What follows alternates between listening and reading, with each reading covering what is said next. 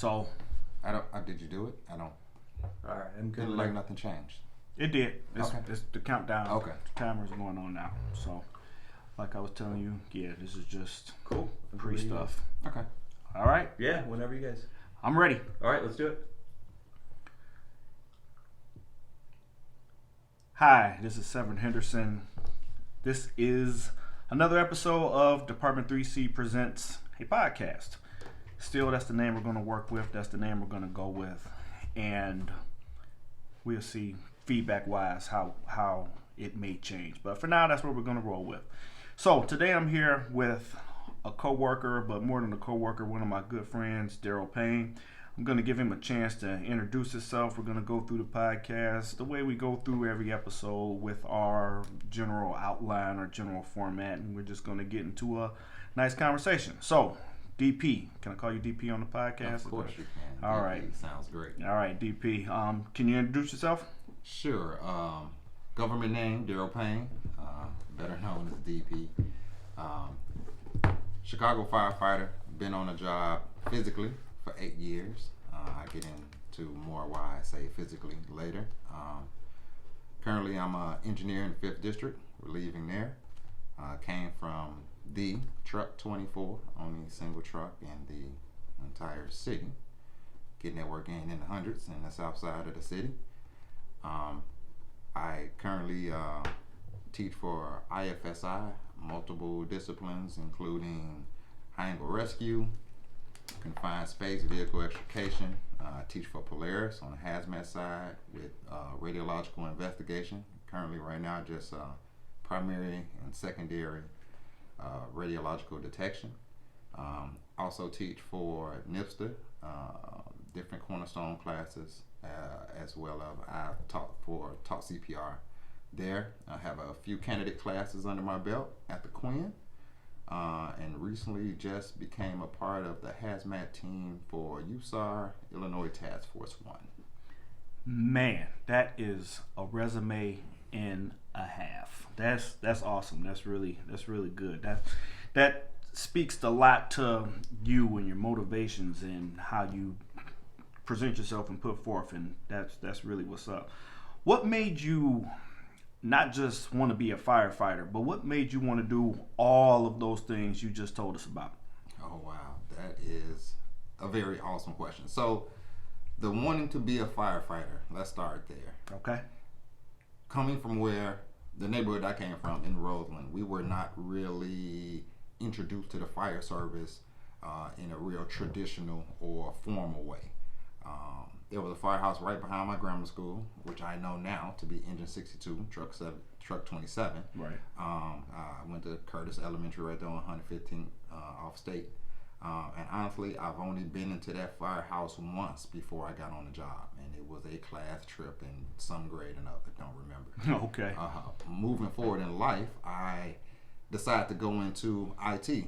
I was information technology, specifically network and data center engineer. And prior to me actually getting into that field in a real formal way, I did the normal IT thing, more lower level, A++ type things, desktop stuff. And things happen. The company that I was working for at the time ended up folding. I needed a job. Okay. So Yeah. it was given a test in 1995. The one career I knew I never wanted to be was a police officer. That was just not my thing. Mm-hmm. And when the fire test came available, I took it. Okay. I know I felt so solid. I was just waiting for a call. Like, okay, when do I start again? Didn't know the process. I thought, you do a test and in 2 weeks you'll be working for them. So I'm looking in the mail and nothing happened. So I was like, okay, got to go on with my life. Lo and behold, a whole lot of stuff happened with the city and the union and yada, yada, yada. 17 years later, I get a letter saying, hey, there's a class action suit. You are harmed, which I didn't know at the time, and I ended up with a job 17 years later. Okay. Which was the absolute positive best thing that ever happened to me. It was just unreal. I'm with that. Coming out of corporate where you actually sit 5 feet away from the person you want to choke to sleep every single day. It's one of the most difficult things in the world. To be honest, I loved IT. Okay. I really love what I did. I love the data center work. I kind of created my own position in that company. But I only did it 20% of the day. Right. The other 80% was administration and babysitting and following up to the follow-ups. And I literally had to go in at 6 o'clock in the morning, though I started at 9, because at 9 o'clock, once everybody made it to the office, my desk was crowded with people badgering me for stupid stuff. I couldn't. Anyway, like I was saying, getting on the job saved my life. Like, it kept me out of jail from killing somebody, and it allowed me to go and do something that I really enjoyed. Because I got on the job the way that I did, I had to figure out a way to get a 30-year career squeezed into a 17-year time frame. Okay. So I hit the ground running. Anything that came available, I took advantage of it. Okay, so that makes total sense. Like you said, anything that comes along, you take advantage of it. That's exactly what that resume shows to us.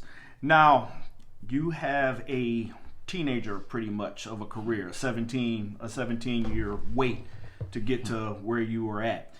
As far as speaking to your time that you are here in the city now, how are you able to, like you just talked about, squeezing that time into the little bit of time that you say now? How are you able to do that? Can you talk to us a little bit about that, please? Well, it's difficult because you're always trying to balance life, family life, work life. Being on the fire department and coming from a 40-hour-a-week job, it became kind of easy. It was different because, okay, if you're looking at it, you're working 2 days a week, right? Without 24 or 48. Right. When you work the 9-to-5 jobs, them 40 hours are spread across 5 days. So you're literally living for the weekend. So now it was like, okay, I got all this extra time, at least in my mind, I thought I did. What I realized was I was so unaware and so unfamiliar with the schedule. I packed so much stuff into my life, I had less time. Right. Like literally between taking classes and teaching classes and going after different certifications and taking advantage of other opportunities that became available to me. My family was the one that was probably losing out the most. Even though I'm very, very, very active in my kids' life, it's still, you could tell I was going for weeks at a time, taking classes or giving classes or whatever the case may be. Right.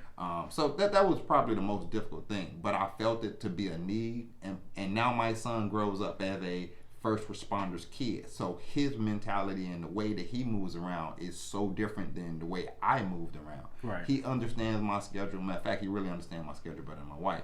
And normally he's the person that's telling him, no, Daddy got to work that day. Okay.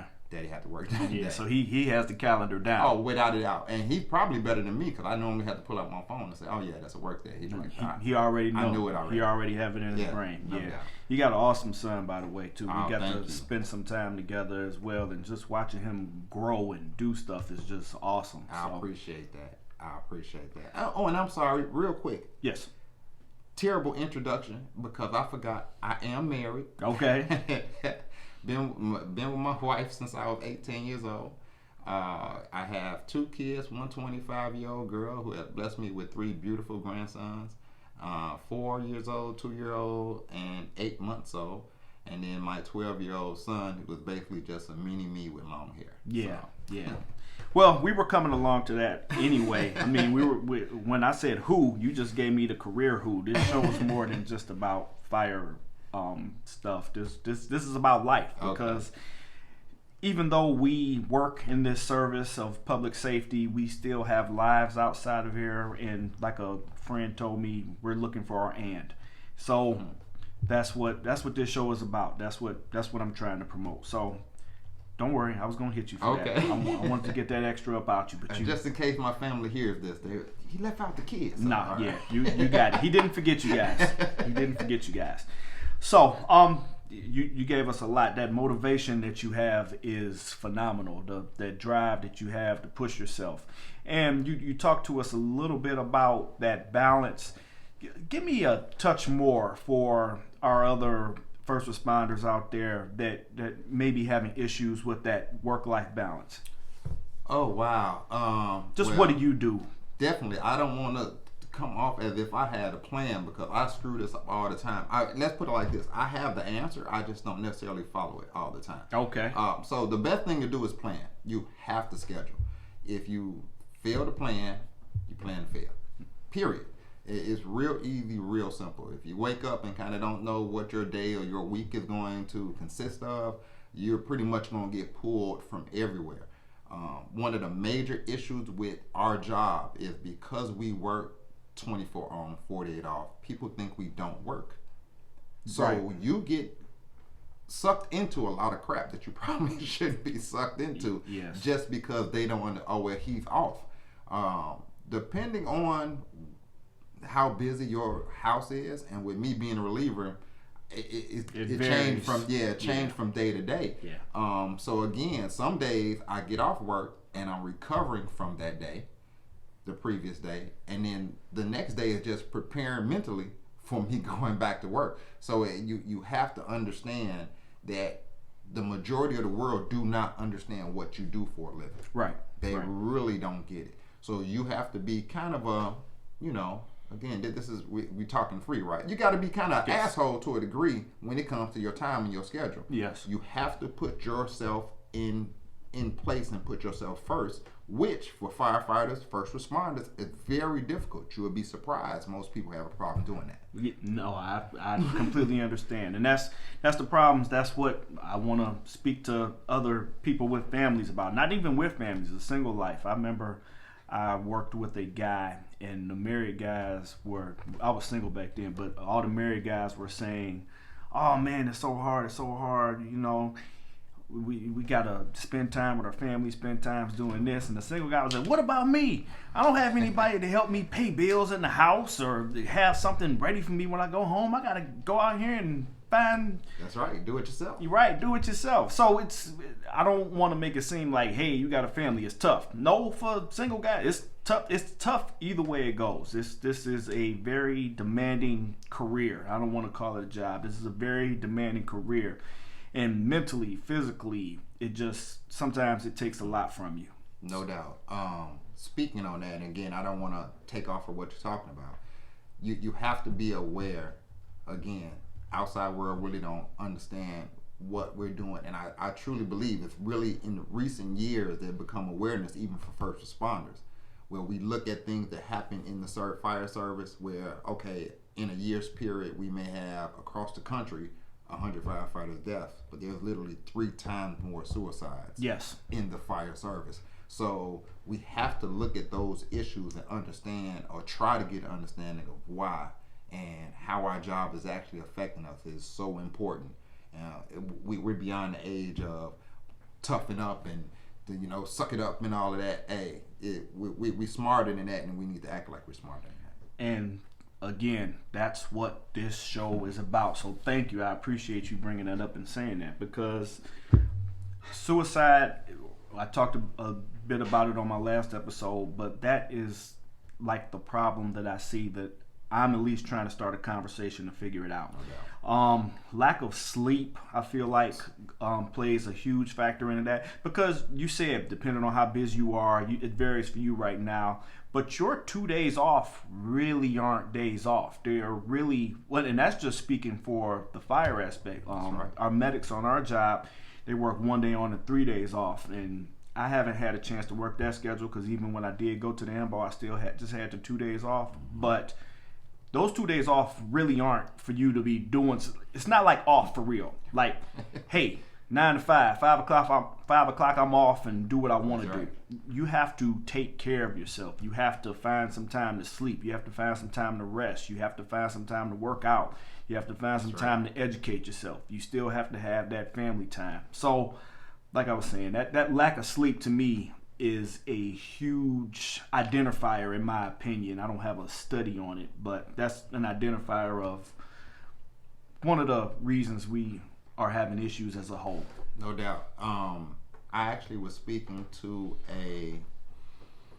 oh my God, I cannot think. Again, I'm not trying to give anybody a free plug. So I would just say they were a fitness team for any type of career that is stressful. So military, police, fire, EMS, anything along that line. Right. And they actually have the statistics and numbers in regards to how we sleep, how we eat, because it cannot be consistent. What you do at home cannot possibly be what you do at the firehouse. You Right. can't control when you're going to get the calls. You'll have a day where you get to sleep through the entire night, and then you have days where you're up every 30 to 45 minutes. Right.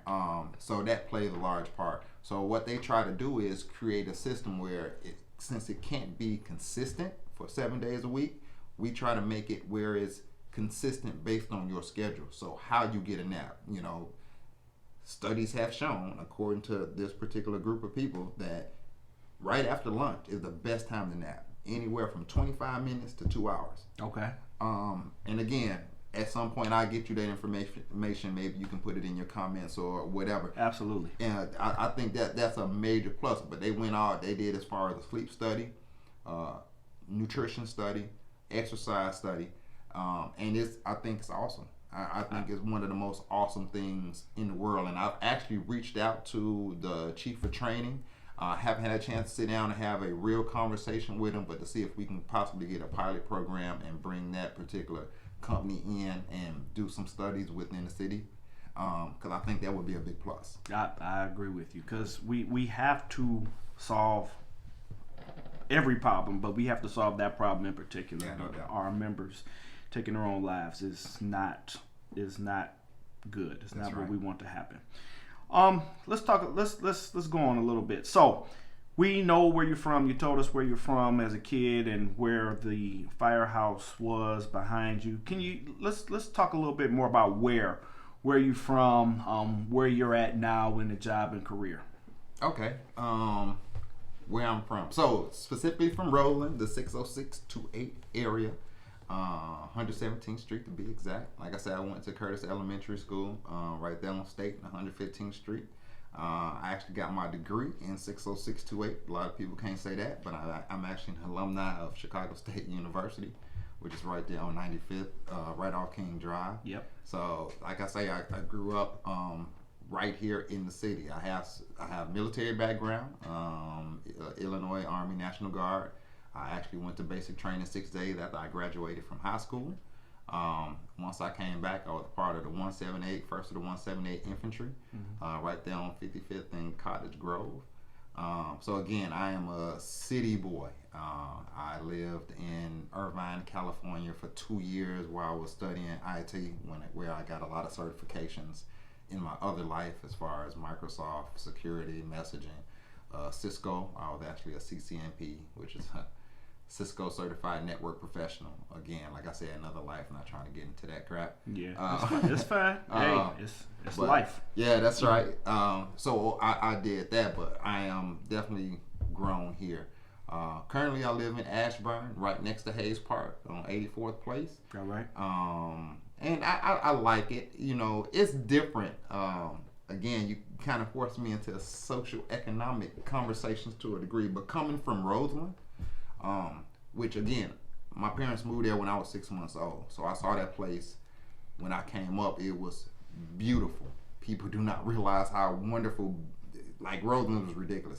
When you went down Michigan Avenue, every store, anything that you wanted to buy was there. They had its own movie theaters. People still go there and get the donuts from, good old fashioned. They still go there. Okay. But we had the Woolworth there, the Gately's there, the Herman Army Surplus there, A&P Deli was there, Tourist Flavor, the ice cream parlor. Woolworth had a ice cream parlor where it actually sat outside, where you could see outside with this big glass window. You sit and eat ice cream. It was beautiful.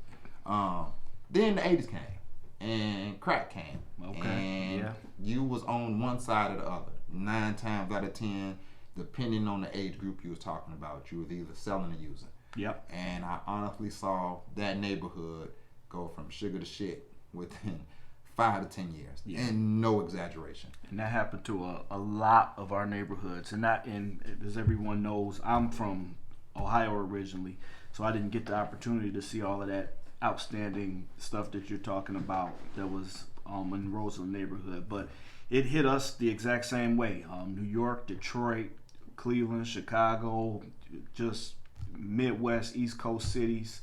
it just hit us like a ton of bricks. And it still has its impact today. It's just different types of drugs, but it still hits us to this day. And those are conversations for that we could have like part 1, 2, 3 Oh yeah, no doubt. of an episode about that. But, Real quick, on that note though, yeah. let me show you how uncommon it was for the type of crime that we see in that area now from then.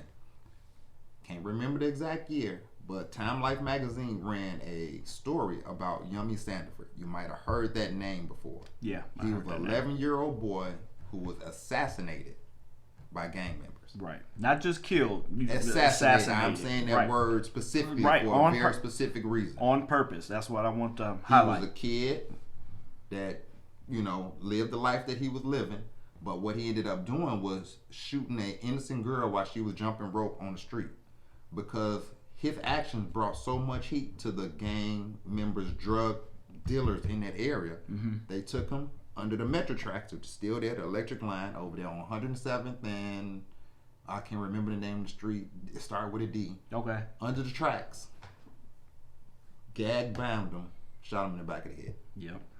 This made a national periodical. There is so much crime that goes on in this area now that they couldn't possibly report on all of it. No, yeah.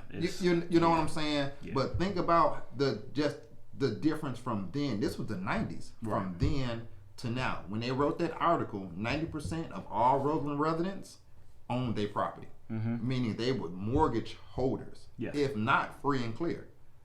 The majority of the area now is rented out. Yep. Owned by investors. Owned by somebody else. So, And people just man, you're giving us a lot to chew on because that's another conversation about renters versus owners and how people treat their property and just how the entire area responds to that. I mean, Chicago is a city of neighborhoods, and those neighborhoods come together to make a grand city. In different places, you can do different things, but in that neighborhood there, right, like you said, we're not seeing the ownership. So let's speak to that, because I know that's another big thing for you that we want to talk about, we want to delve into. So give me the what behind the other ventures that you're trying, that you're doing. Oh yeah, this is great. I love to talk about this. So I recently just started my first business, actual business, registered in the state, the whole 9 yards. So it's called DTB, Real Estate Investment Firm. It stands for Down to Business. And what we're doing right now is we're what people would normally call buying and flipping, buying houses and adding value, putting money into them and selling them. Again, I'm looking for people to have home ownership. At some point, I will be renting, buying homes, and whatever building I buy, I plan on adding value to it, making it better than what it is when I purchased it. And at that point, I'll be renting out to other people.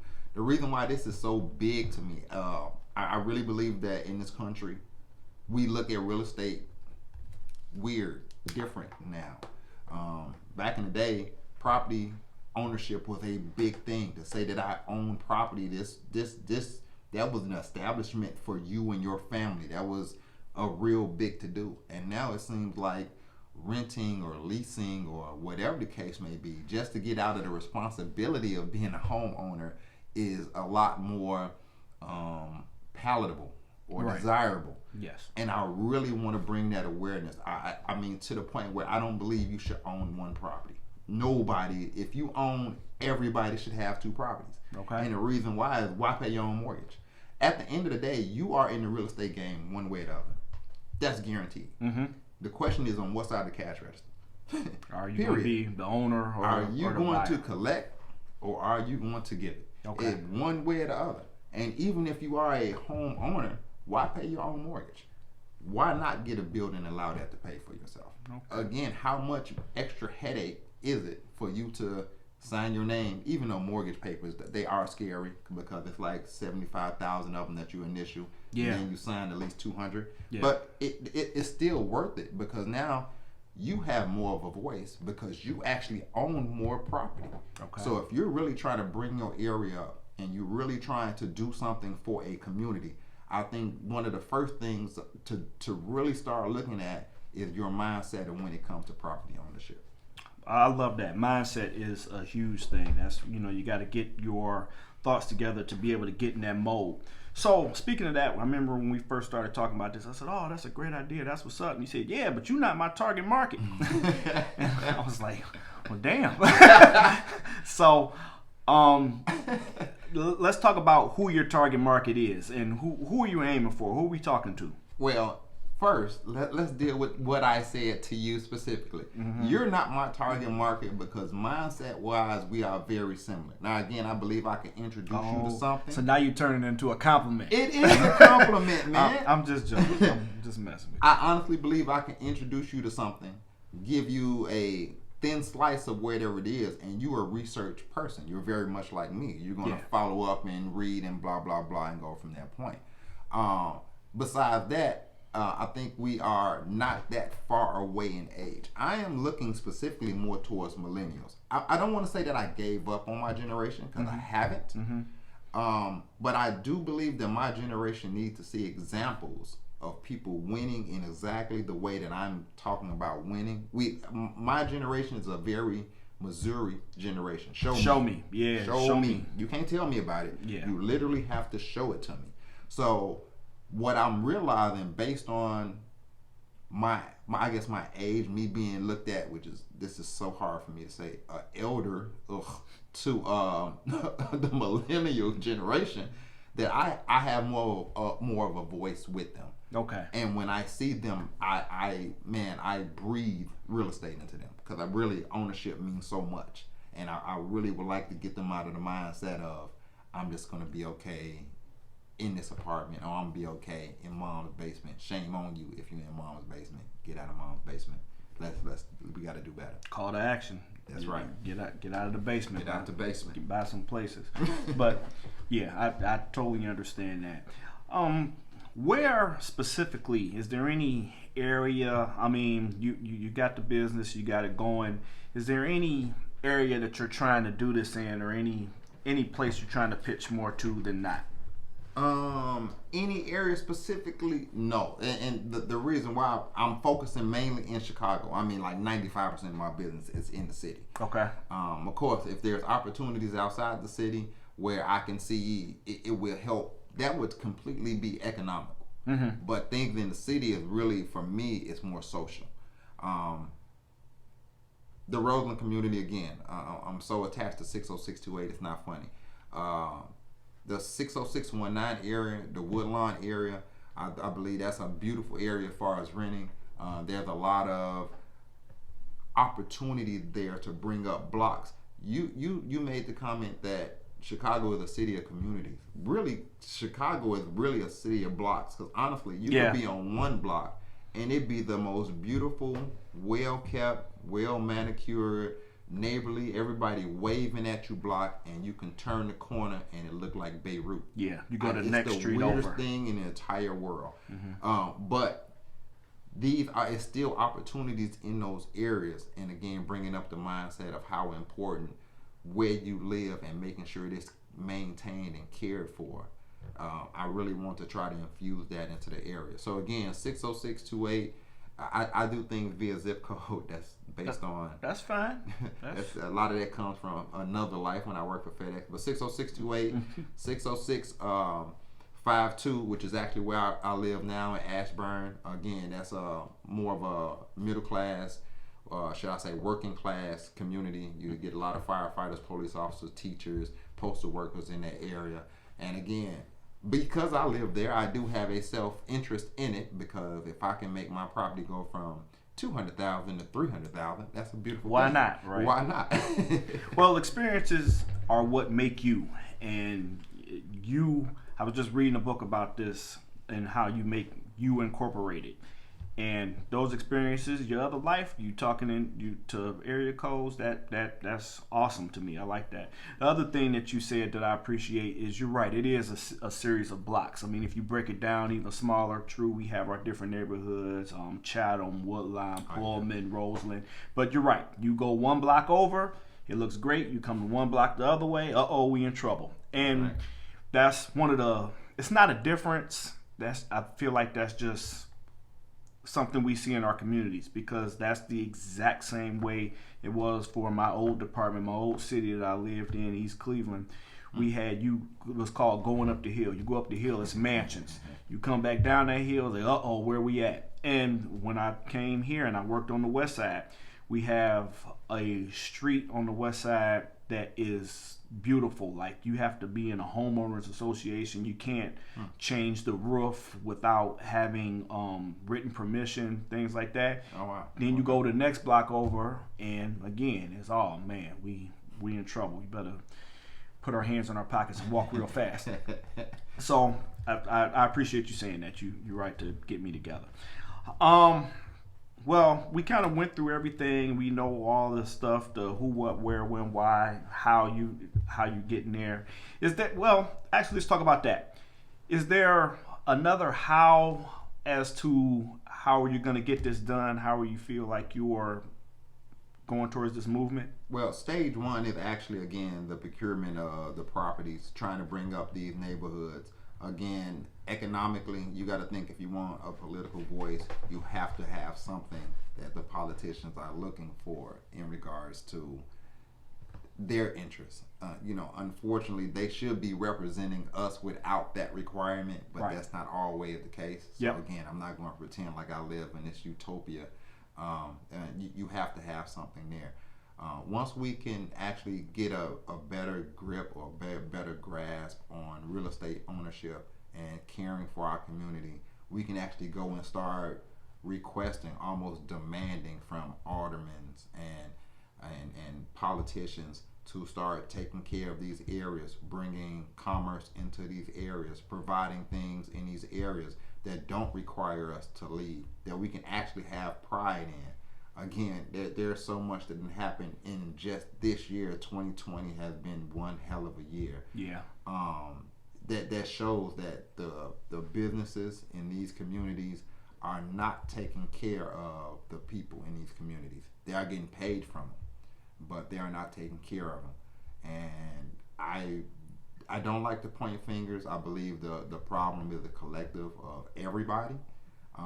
The businesses, as far as their mentality, the politicians not stepping up doing their job, and the communities not stepping up requiring more out of these places, as well as showing that they care about their own neighborhoods and communities. It's a collective of wrong. But once we can, again, change the mindset and do better, I believe we can put a lot more political pressure to get us the help that we need in these areas. So it sounds to me like, and it's one of my favorite things to promote, is ownership. You're saying not the ownership of the homes, but you're saying self-ownership of the person within themselves, to get their mindset together to be able to tackle these issues and tackle these problems. Yes. So instead of pointing the finger all the time, we can have some ownership within ourselves. Accountability. Being responsible. Yeah. Yes. You have to, the very first thing you have to look at with any problem is, what part do I play in the problem? Okay, that's what I love to hear. That's what I try and say to myself, and anytime I see an issue, that's how I try to approach it. Try and fix me first before I can fixing everybody else. Mike said, "Man in the mirror." That's right. Okay, I'm with that. Now, one other quick thing, then we'll go to something else. Okay. Being somebody from another city, here, what it seems like is people are really invested and married to the neighborhoods or the communities that they're already in. Like, for me, it's so crazy that there are people who live on the west side that have never been to the south side, and vice versa. It's people on the south side, they ain't never been out west. And you mention that to them, they're like, oh, nah. It's just like you saying a bad word. What do you think? Well, I know, like, people are usually set in their ways. They have studies that show people end up dying, like, not even 7 miles from where they were born. Mm-hmm.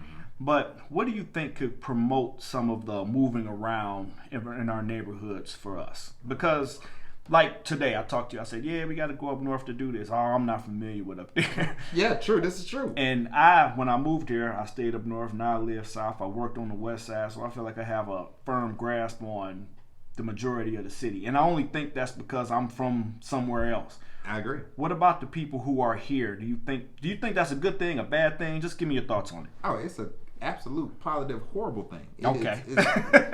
It's the most ridiculous thing in the world. The Chicago is actually the place for us to have two baseball teams is probably the dumbest thing in the world, because everything in Chicago, you try to find a reason to separate and be different. So you get the South Side team, which is the Sox, and again, I'm kind of making light of it, but I'll get more serious in a second. Okay. You get the South Side team, which is the Sox, and then you get the North Side team, which is the Cubs, and there are actually fans that will fist fight each other over who's the best team. It's the most ridiculous, unbelievable thing in the entire freaking planet. But I've seen it. Exactly, it's Yes. unreal. I've seen it. But on a more serious note, Chicago, probably outside of Philadelphia. I learned this when I moved to California for the 2 years I was there. I was actually in Irvine, California, so I was right by Laguna Beach, Newport Beach. I was 45 minutes away from LA and an hour away from San Diego. So I was like smack dead in the middle of a lot of great stuff going on.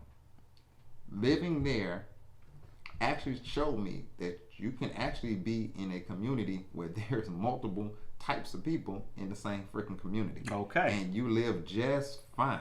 There was everything there. We didn't look at and we didn't identify Caucasian people as Caucasian. We identified them from where they were from. They were Irish, or they were Italian, or they were Croatian, or they were English, or from Wales.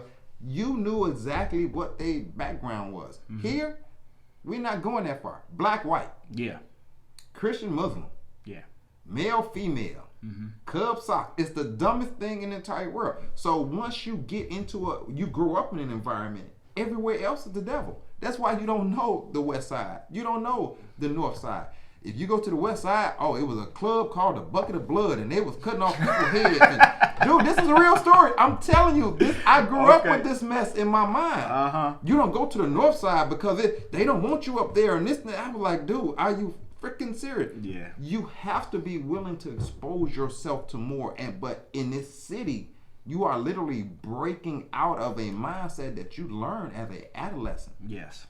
And it's not hard. I know I am an anomaly when it comes to the way that I think, just from the people that I grew up with. Mm-hmm. And I talk to these people on a normal basis, and I always had to catch myself like, I can't really get into an argument with you because I know you haven't allowed yourself to be exposed the way that I have. It's that mindset. It's the mindset. Yeah, so it's hard. First, you have to recognize there's something going on. That's the first step. If you don't see a problem, it ain't nothing I can say. Yeah, Joe says. Right, there you go. Knowing is half the battle. Knowing is half the battle. That's right. So there you go. I appreciate that. All right, DP, we had a real great, outstanding conversation. Like I said, we can do this forever. No doubt. And I would love to have you back, and let's do this again. For sure. Let's do this. Is there anywhere you want people to contact you for the business, for fire? Do you want people to contact you at all? Sure. If you're looking, so real quick, a real quick definition. Right now, I honestly just got a text from one of my real estate mentors telling me house hacking. House hacking is you buying a building. In Illinois, if you buy any building that has less than 4 units, it's still considered single family. You are not looking at a commercial property unless it's 5 units or more. So house hacking is you buying a property with multiple units, you living in one unit and renting the other ones out. And I literally just got the text saying now is one of the absolute positive best times to house hack. If this is something that you are looking to do, you can contact me. My number is 773-633-0717. We'll go over a whole bunch of different things. If you don't worry about your credit, don't get it twisted. I'm not saying that it won't play a part, but we can get you where you need to be. And we can go from there. So again, if you're interested in doing it, give me a holler, and we can go from there. If you're just interested in getting a turnkey property where you're looking to rent out something to better your income, get your money out the bank, that's a whole nother conversation, and put it into something that's really going to make you some money, again, you can contact me. Same number, 773-633-0717. Any email, any social medias? No, not yet. Again, real estate is actually a very antiquated. They kind of like the fire department. They like paper. So we are getting better with it. There's a lot of platforms that are app related, especially with the Zillow, Redfin, blah blah blah. Mm-hmm. The problem with those things are they are not regulated. So when you're talking to an agent, you're talking to real people that's in real estate, they are regulated to update the MLS. It have to be in real time. Those places, they have you looking at properties that's been sold for 2-3 years. Okay. So don't buy into that too much. Okay. And again, this is something you wouldn't know unless you actually into the business. So. Okay. Well, that's all outstanding. One last time, let's get that number one just to make sure. Sure. 773-633-0717. That's Darrel Payne. Darrel Payne. There you go. Or DP. Or DP. Send him a text. Let him know you're calling in advance. That's right. All right. Darrel, thank you very much for being my guest. Oh, thank you for having me, man. This was fun. When you get a chance, if you're listening to the show and you're this far into it, please like, rate, review, subscribe, all of that good stuff. I'm trying to get the Department3C Presents a podcast going on a large scale, so please help me do that. I appreciate you taking the time to listen to me, and until the next episode, everybody be safe. Be safe out there. All right, that's cool. Sweet. Okay. You stayed awake, man. I thought I was going to put